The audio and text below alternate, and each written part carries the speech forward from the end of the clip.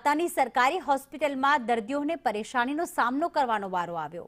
હોસ્પિટલમાં સાધનોની અછતથી દર્દીઓને હાલાકી પડી રહી છે।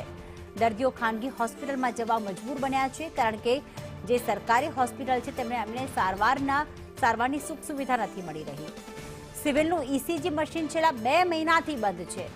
ઈસીજી મશીન છેલ્લા 2 મહિનાથી બંધ હાલતમાં છે। સિવિલમાં શું ચાલે છે એ જ ખબર નથી તેવું સરપંચે નિવેદન કર્યું છે અને તબીબ કહી રહ્યા છે કે અહીંયા સાધનો છે જ નહીં।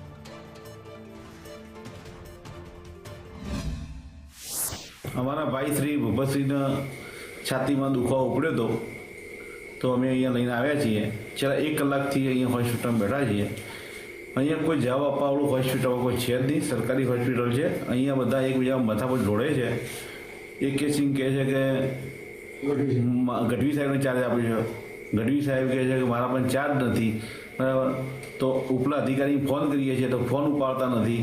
તો કોના જોડે ચાર્જ છે, શું ચાલે છે તંત્ર, એ અમને ખબર જ પડતી નથી। અહીંયા દર્દી 12:30 અહીંયા સીએચસી દાંતા પર પેશન્ટ આવ્યું હતું। થોડું ચેસ્ટ પેન અને લેફ્ટ શોલ્ડર પર થોડું પેન હતું અને પેશન્ટનું બીપી પણ થોડું વધારે હતું, 162 110 બીપી હતું અને પેશન્ટને એડવાઇસ કર્યું કે ઈસીજી એકવાર નીકાળવો જોઈએ અને ઈસીજી અહીંયા આગળ ઈસીજીનું મશીન સીએચસી દાંતા પર છેલ્લા 2 મહિનાથી ખરાબ છે।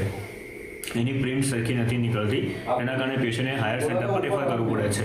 ભૂપતસિંહ વાઘેલાને છાતીમાં દુખાવો ઉપડતો અમે દાતા સિવિલ ખાતે લઈને આવેલા બતાવવા। અમે અહીંયા રાત્રે ડૉક્ટર સાહેબને બતાવેલ, બીપી ચેક કરેલ, બીપી થોડું ઊંચું હતું, ઈસીજી કરાવવાનું કહેલ તો ઈસીજી મશીન છેલ્લા 2 મહિનાથી બંધ છે એવું અમને જવાબ મળેલો। 1.5 કલાકનો સમય, અહીંયા કોઈ એમ્બ્યુલન્સ વ્યવસ્થા નથી, અહીંની એમ્બ્યુલન્સ પણ કોલંબોમાં પડી છે, ખોટકાયેલી પડી છે।